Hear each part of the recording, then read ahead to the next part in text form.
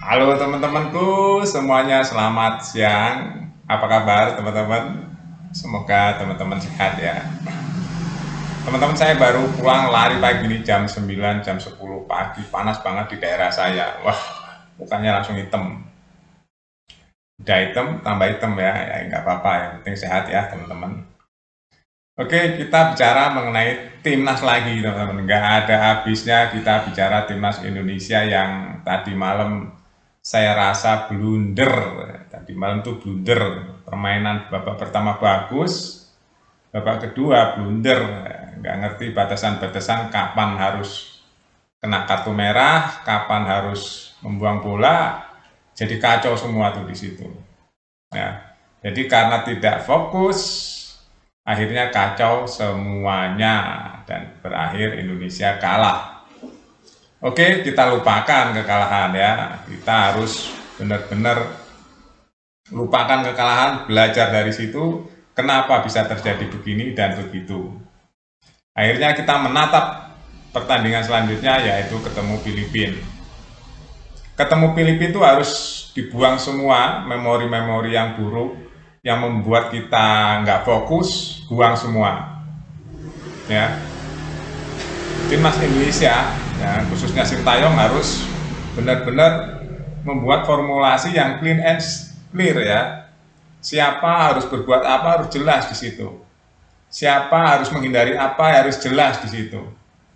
Jadi dalam sebuah pertandingan yang benar-benar ketat harus dihindari, itu namanya kartu merah.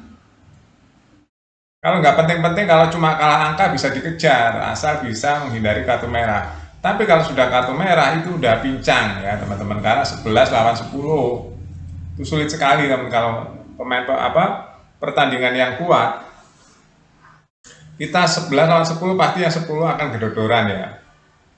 Itu udah pasti karena lawannya juga lawan kuat. Kecuali lawannya beda jauh kualitasnya gitu ya. Nah, itu hindari tuh kesalahan-kesalahan yang bisa menyebabkan penalti, bisa menyebabkan blunder ya, bisa menyebabkan kartu merah, itu dihindari. Lebih baik lebih baik kalau nggak yakin dibuang ya. Lebih baik kalau nggak yakin dibuang. Seperti Hernando itu ya, itu blunder banget lah itu. Karena memang itu ada dua pemain masih gocek seperti itu di depan gawang. Dan itu sering terjadi loh sama timnas Indonesia ya. Itu yang pertama. Yang kedua, Jordi Amat itu sering blunder juga. Bukan hanya kali ini dia membuat kesalahan mengakibatkan timnas Indonesia kalah. Jordi Amat tuh sering membuat timnas Indonesia kalah teman-teman. Karena keblunderan dia. Ini Jordi Amat tuh. Lihat aja historicalnya, dia kan back ya. Dan dia palang terakhir untuk timnas Indonesia. Akibat kesalahan dia, Indonesia kalah. Ya, itu pernah beberapa kali ya. Nah, itu historicalnya Jordi Amat. Kalau Hernando sebenarnya bagus, Hernando itu bagus teman-teman ya. Apalagi yang namanya penalti, dia bagus sekali. Cuma tadi malam kenapa seperti itu? Ya karena akibatnya karena pemain 10 akhirnya Hernando juga tertekan. Ya, karena 10 lawan 11 akhirnya Hernando juga tertekan. Nah, karena tertekan itu dia nggak mikirin lagi fokusnya kemana. Ya itu karena tekanan, itu tekanan pikiran juga. Akhirnya ke permainannya juga jadi kacau. Ya, jadi kita hari ini mau membicarakan masalah JIJES. JIJES dan Verdong nih teman-teman ya. JIJES dan Verdong hari ini sudah berlatih. Pagi-pagi ini sudah berlatih, sudah ikut latihan. Kemungkinan besar ini dua ini nanti akan bela timnas Indonesia melawan Filipina. Kalaupun nanti nggak ada Jordi Amat lagi nggak apa-apa. Masih ada JIJ sama Calvin Verdong. Ya, jadi saya berharap banyak timnas Indonesia akan kuat dengan hadirnya JIJ dan Calvin Verdong di lini belakang. Ya.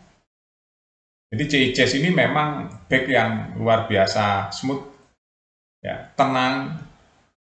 Dia juga headingnya bagus, bisa membantu nanti di saat bola-bola mati di depan gawang lawan, ya itu J.I. ya. Kita lihat permainan dia ya waktu di Venesia, ya waktu membela timnas Indonesia, juga dia menjadi pembeda. Nah kali ini sudah gabung nih pagi ini tanggal 7 sudah latihan. Ya mudah-mudahan terus sama Sintayong digodok. Ini dua pemain ini Verdon dan J.I. untuk memperkuat lini belakang. Dan tinggal lini depannya itu dipertajam lagi. Ya, gimana supaya lini depan finishingnya itu bagus? Karena Indonesia setiap main kesempatan untuk finishingnya itu loh yang belum tajam. Peluangnya banyak sekali, tadi malam juga banyak sekali peluang Indonesia, tapi nggak bisa membuat jadi gol. Nggak bisa membuat jadi gol, itu yang merupakan kelemahan timnas Indonesia ya teman-teman, saya rasa. Mudah-mudahan ya timnas Indonesia belajar dari kekalahan di Irak di kandang sendiri nih, ya tidak berbuat blunder lagi dan finishingnya semakin mantap sehingga bisa menciptakan banyak gol. Itu ya teman-teman, kita tunggu saja nih penggemblengan J.I., Calvin Verdong dan yang lain-lain supaya lebih ngeblend ya, lebih menyatu jadi satu tim yang kuat. Kita tunggu saja. Sampai jumpa.